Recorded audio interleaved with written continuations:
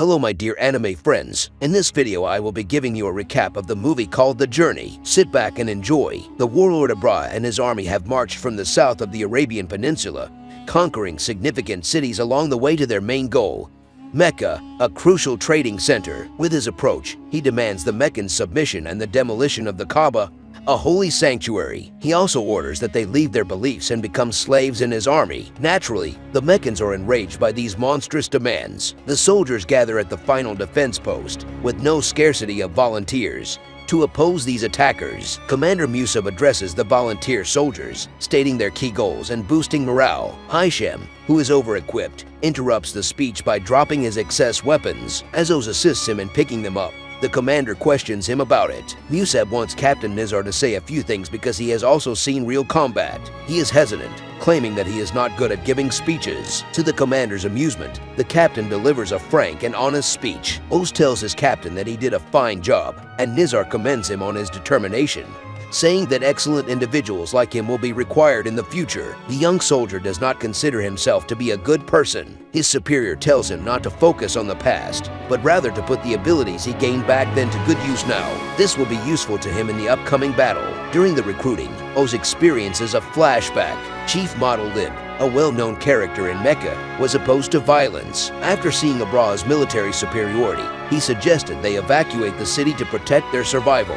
He returned home to inform the family of the chief's decision. Oz had already decided to remain and fight. He still feels obligated to make amends. Years ago, he broke into his now family's home in order to rob them. They forgave him without penalty, allowing him to start his own family. His wife informs him that God has forgiven him and gifted them with a newborn son. She then gives him eyeshadow to wear on the battlefield to give him strength in the face of the enemy. The flashback concludes with a thunderous drum, signaling the army's arrival from the northeast. When the army of volunteers learns of this, they get apprehensive, but the leader manages to regroup them. Riding on war elephants, Abraha's scouts report that the people of Mecca are planning to fight him. They also appear to have discovered the whereabouts of the last Meccans who have sought sanctuary in the mountains. From the mountains, the chief and his elders are concerned about the strength of the army, considering the number of torches and the volume of dust produced by their movement. A fight breaks out between Thabit and a teenage mercenary back at the Meccan army camp. Captain Nizar intervenes, addressing him before things may escalate. Without saying anything, the young mercenary launches an attack.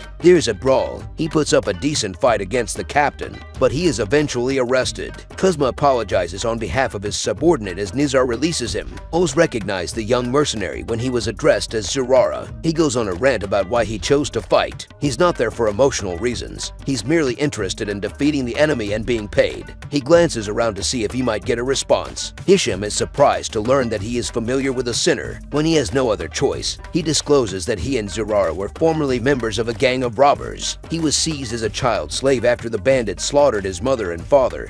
Despite the fact that they did not choose that life for him, the group branded them on their left arms and forced them to perform crimes to earn their keep as they made their journey to Mecca. Zurara was a glimmer of hope in a life full of sadness. They devised an escape plan. They fled when they saw an opportunity, but Zurara was caught, and he begged Oz to leave without him. He even keeps several of the robbers at bay, allowing his companion to flee. He apologizes to his old friend for abandoning him, but he considers it the past. They have an intense conversation about religion, which escalates to a full-fledged sword battle between the old friends. It comes to a stalemate. Zurara remarks on Oz's loss of sharpness, while Oz compliments him on his improvement in swordsmanship. The young mercenary determines that he will only fight his old companion if one condition is met. When the war is ended, he arranges a feast for him. The scout warns them that the invader is closing in on their defensive positions. With Abraha's army in sight, the volunteers make their way to the front lines to evaluate the situation. The invaders dispatched an envoy. Captain Nizar decides to meet him with a warning that they are trespassing on Meccan territory. The envoy also issues a last warning to the Meccans to surrender their city in order to avoid violence and death. With the odds stacked against them, dread spreads among the Meccans in the face of war elephants in such overwhelming numbers. Some of the mercenaries opt to flee while they still have the chance. Zurara makes the decision to stay. They instill even more dread in the soldiers by emphasizing the desperate situation and encourage them to flee. Panic grips the ranks as some begin to abandon the battlefield. Commander Musab tries to re-establish order, but they are rushing around like ants in a life-threatening situation. Oz provides the men with the eyeshadow his wife gave them,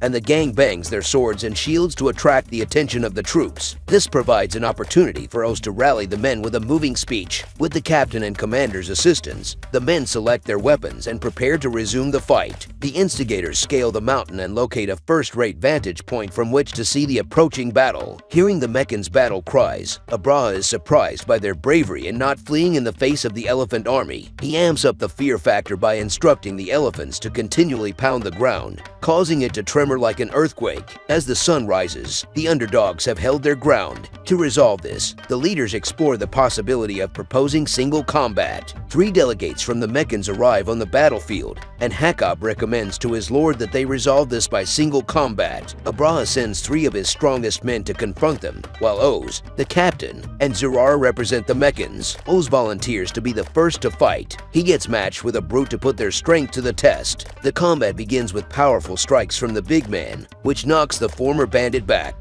He evades as he attacks, allowing him a clean opportunity to deliver a lethal blow. Refusing to surrender in front of his general, the brute launches one more attack, but Oz cuts him down quickly. The emissary, enraged, orders the remaining 2 to attack, tossing the present combat format out the window. As they charge, Oz, Zurara, and the captain easily overwhelm them. According to Meccan custom, losing in a single fight signifies the whole army accepts defeat. They watch to see if Abraha will respect this, but he refuses to admit defeat. He orders his soldiers to fight the army of Mecca, but with morale up owing to the victory in single combat, Commander Musab tells his men to line up. Both armies race at each other, colliding as the fight rages, and Abraha releases the elephants, tilting the war in his favor. Oz and Zurara join forces to halt the elephants' progress. Zurara draws their attention, giving his partner the chance to attack from behind, allowing them to kill an elephant. Though impressive, there's an overwhelming number of elephants remaining, causing the Meccans to retreat. Musab rides around the battlefield to alert his men of the tactical withdrawal, but he is stabbed from behind. Kazima comes back to save him before he is killed. The Meccans take stock of their casualties, and Nizar outlines the plan to lure them into the narrow mountain pass where their elephants and number will be less effective. But Abraha uses his lead elephant to smash through their defenses. Oz runs alone towards the army and slaughters them. The invading commander deduces from his movements that he was the one who killed the elephant. The remaining Meccans join the fight as well. In Mortal Kombat, Abraha directly faces Oz. He manages to knock the general's nose mask off with a broken sword.